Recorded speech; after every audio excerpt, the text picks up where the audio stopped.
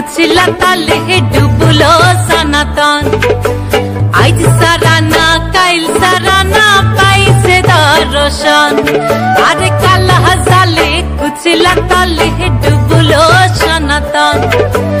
आज साराना काइल साराना पाइसे दर्शन अरे लोदिर धारे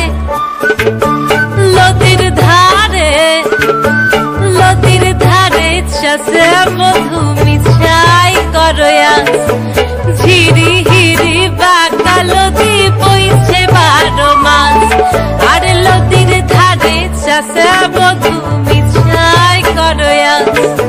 झिरी हिरी बाका लोदी पइछे 12 मास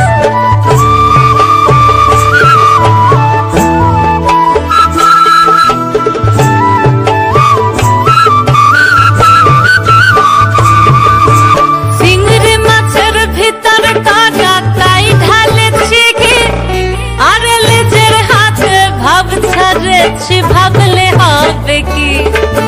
চিংড়ি মাছের ভিতর কাটা তাই ঢালেছি ঘি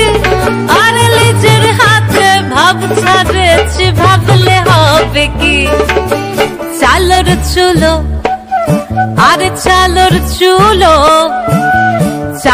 চুলো লম্বা কোচা খুলি খুলি যায়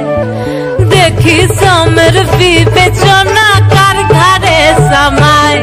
अरे चालर चुलो लंबा कोचा खुली खुली जा